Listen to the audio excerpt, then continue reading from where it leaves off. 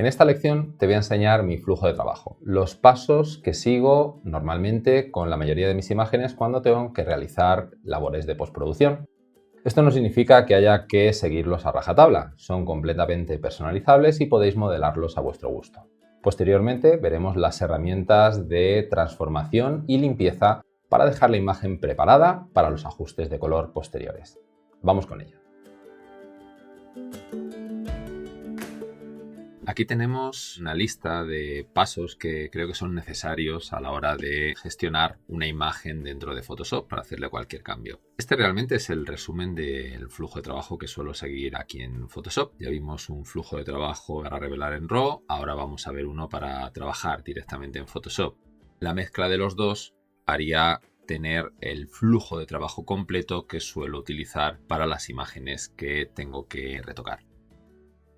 Empezamos por el principio, igual que en el caso anterior, cuando trabajábamos en ACR, tener clara la idea y el objetivo que queremos conseguir. Esto es esencial, porque si nos ponemos a dar palos de ciego, al final no sabremos muy bien por dónde nos andamos, podremos dar con el camino correcto o no, pero lo que está claro es que seguramente el tiempo que empleemos sea mucho mayor que haciendo esta reflexión inicial.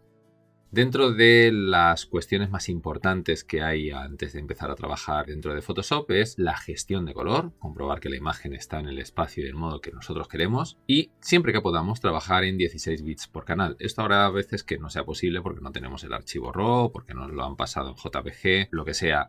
Siempre que podamos intentamos trabajar en 16 bits por canal. Analizamos la imagen, realizamos un mapa si vemos que es necesario y que es posible y a partir de ahí empezamos con todas las tareas. Tienen un orden simplemente porque dependiendo de los pasos que vayamos a dar, alguno puede ser que nos lo ahorremos o determinadas zonas no se vean hasta que lleguemos a ese paso.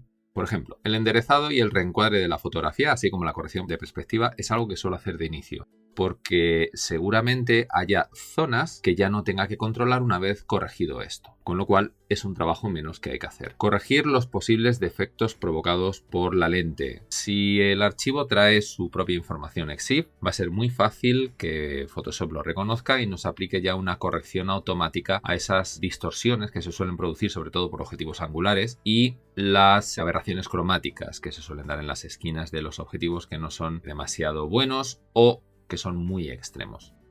Posteriormente nos vamos a los ajustes de luminosidad, contraste y saturación de color. Todo esto lo vamos a ir haciendo en capas mediante el sistema de trabajo no destructivo para mantener en la medida de lo posible los datos originales sin tocar y posteriormente a esto nos vamos a corregir las manchas y defectos de la imagen. ¿Por qué en este punto y no antes? Pues porque, como os decía, a lo mejor a la hora de ajustar la luminosidad, los contrastes, etcétera, puede ser que determinadas manchas ya no se vean o determinados errores ya no sean tantos errores, con lo cual podremos valorar de una mejor manera una vez que ya tenemos la imagen ajustada de este modo. Estas capas que haremos las vamos a hacer por debajo de las capas de ajuste. Ahora os voy a poner un ejemplo para que podáis verlo directamente, porque así explicado puede ser a lo mejor un poco lioso al principio. Después nos vamos a ir a los ajustes zonales, todo aquello que queremos realizar en una zona mediante una selección, una máscara, etc. Y una vez hecho esto, lo último sería el grading. El ajuste de color que yo quiero para lograr esa sensación o esa comunicación que yo tenía originalmente en la cabeza. Una vez hecho esto, guardamos el archivo master en capas. TIFF o PSD son los archivos que no comprimen y admiten capas. Es muy importante que si el proceso va a ser largo, vayáis realizando guardados periódicamente por si el sistema tiene algún fallo o perdemos el trabajo ya realizado. Y a partir de ahí podríamos redimensionar, cambiar el tamaño del archivo y solo en ese punto es cuando haremos la eliminación de ruido y si es necesario aplicaremos una máscara de enfoque o con alguna otra técnica le aplicaremos un poco de enfoque. Solamente en ese punto, porque el enfoque está directamente relacionado con la cantidad de píxeles que tiene una imagen. Con lo cual, si yo enfoco para 5000 o 6000 píxeles de ancho, pero luego resulta que esa imagen va a 1500, seguramente esté provocando una serie de cambios que no serían necesarios si hubiese enfocado una vez redimensionado a 1500. Vamos a ver un pequeño ejemplo de todo esto. Tengo aquí una imagen. Suelo trabajar para este tipo de ejemplos con imágenes un poco anodinas porque esto nos centra sobre todo en la tarea principal, que es el ajuste técnico. Esta imagen, que es un paisaje normal y corriente, tiene un sistema de capas que acabo de abrirlo aquí para que lo veáis, y vamos a iniciar desde abajo todos los ajustes que tiene hechos. Esta es la imagen original. Vamos a ponerla así. Y lo primero que hago es hacer los ajustes que creo que son necesarios para que esta imagen tenga un poco más de color y un poco más de contraste.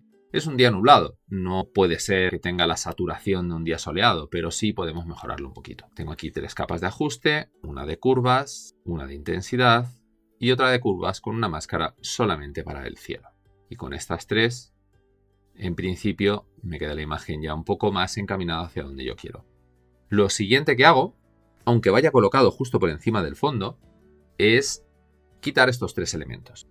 No me interesa ni el hombre de aquí, ni este seto, ni esta papelera. Así que en una capa aparte tengo 2 sistemas. Tengo el sistema de clonado, que ahora veremos, y el sistema de relleno con la herramienta de según el contenido. Cualquiera de los dos nos vale. El tema es que no quiero esos elementos y los elimino. ¿Y por qué lo pongo por debajo de las capas de ajuste? Porque si lo pusiese por encima, no quedarían ajustados estos parches que acabo de hacer y se verían. Si yo hago una clonación posterior a los ajustes generales, si en algún momento cambio esos ajustes generales, la capa de clonación no los recogería y se verían como estáis observando en la pantalla. Así que es muy importante que cualquier tipo de capa de clonado, parches, etc., si tengo capas de ajuste, vaya por debajo de ellas, para que de este modo las capas ajusten también las zonas de clonado aparte de la imagen general. Y por último, tengo un grupo más donde le hice una serie de ajustes ya zonales y un pequeño viñeteo. Vamos a verlos. Primero tengo este ajuste de aquí con una máscara que afecta exclusivamente al cielo. Lo que hace es agrisarlo un poquito más. Luego tengo una de equilibrio de color que afecta a la parte de la hierba. Voy a activarla para que la veáis. Toda la parte blanca es la parte afectada. Y luego una capa más de ajuste zonal también con una máscara que afecta al mar. Por encima de ello, una capa donde he aplicado Dodge and Burn para levantar un poco el volumen de las nubes y de los caminos. Y por último, un pequeño viñeteo para oscurecer un pelín de las esquinas hacia el centro la imagen. Y este es el resultado final. ¿Hay que realizar todos los pasos que tenemos aquí? Pues no, lo único que hay que hacer es tener en cuenta que con estos pasos no va a haber nada en una imagen que se me quede en el tintero. Y además estarán dados en el orden correcto para no hacer más cambios de los necesarios ni emplear más tiempo del necesario. Algo bastante importante cuando procesamos 10, 15, 20, 30, 50 imágenes. El ahorro del tiempo es una de las cuestiones más importantes cuando estamos delante del ordenador. Vamos a repasar ahora una serie de herramientas que nos va a permitir dar esos primeros pasos con la imagen. Son las herramientas para corregir, por ejemplo, estas manchitas de aquí arriba a la derecha. Por ejemplo, esta pintura, que tampoco la quiero por aquí. Así como las distorsiones que tiene debido al ángulo de la toma y al objetivo empleado. Vamos con ello. Os he dejado el archivo en la descripción de la lección para que podáis trabajar también con él a la par. Bueno, lo primero que voy a hacer es abrir el menú filtro y me voy a ir a corrección de lente. Este filtro me va a permitir hacer esas correcciones que se necesitan normalmente cuando utilizamos objetivos sobre todo extremos o de no muy buena calidad. Por defecto, si tenemos los datos EXIF dentro del archivo, pues va a detectar qué tipo de perfil es el que es necesario para esta imagen. Bueno, pues en este caso ha detectado el 142428. Dándole aquí abajo al preview, puedo ver que efectivamente se realiza una corrección ya bastante notable. Otra de las cuestiones que podemos realizar dentro de este filtro es ir directamente nosotros de manera manual a corregirlo. Por ejemplo, si queremos mitigar un poco la desviación vertical de la perspectiva, pues podríamos venirnos acá para recoger esta imagen un poco más hacia la frontal de la cámara. Vamos a dejarlo tal cual, lo vamos a hacer luego con las herramientas de fuera y me voy a ir con la herramienta lupa a los bordes de la imagen. Porque en los bordes de la imagen, en las zonas de alto contraste, como por ejemplo aquí entre las nubes y esta vegetación, puedo observar esta desviación de las longitudes de onda verde y magenta. El objetivo que he utilizado es muy extremo, es un 14-24 milímetros, es de muy buena calidad, pero los rayos al incidir en las partes externas del objetivo se desvían y no caen en el sensor como deberían de caer. Y se produce esto que se llama aberración cromática. En este mismo filtro puedo intentar corregir de manera automática o manual estas aberraciones cromáticas.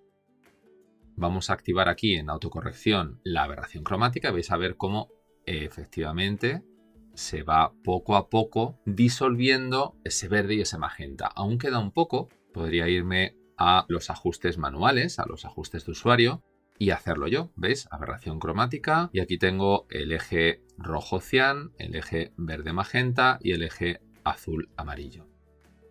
En este caso, por ejemplo, bueno, la verdad es que está bastante bien, pero por intentar eliminarlo un poco más, aquí se renderiza.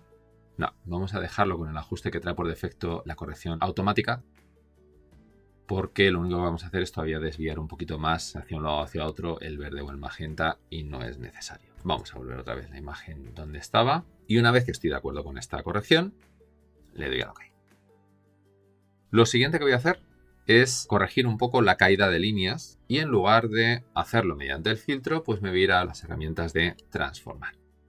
Están en el menú edición, transformar y aquí las tenemos todas. Podéis utilizar cada una de ellas por separado, es decir, escala, rotar, sesgo, distorsionar, perspectiva, o podéis iros directamente a transformación libre, que lo que hace es que mediante atajos pueda manipular estos controladores y corregir lo mismo, la perspectiva, la distorsión. Si yo me pongo, por ejemplo, en una esquina y me lo llevo hacia abajo, lo que estaré haciendo será reducir la escala o subirla. En este caso, voy a intentar corregir la perspectiva trayéndolo un poco más así. ¿Qué estoy haciendo? Estoy clicando en una de las esquinas, la superior derecha, con el Shift, el Alt y el comando activado. De esta manera puedo corregir esa perspectiva. ¿Que no os habituáis a los atajos porque son demasiados? Simplemente botón derecho y aquí tenemos todas las distorsiones, todas las transformaciones que podemos corregir. Con lo cual pues me iría directamente a distorsionar o a perspectiva para hacer esa corrección. ¿Que no sé muy bien hasta dónde llevar las líneas? Pulso el atajo Control y el cierre de interrogación, comando cierre de interrogación si estáis en Mac y entonces coloco automáticamente el grid la parrilla, para poder ver hasta dónde me estoy llevando las líneas verticales. Vamos a quitarlo. Me voy a llevar con distorsión hacia la izquierda la imagen. Y bueno, yo creo que ahí se va a quedar.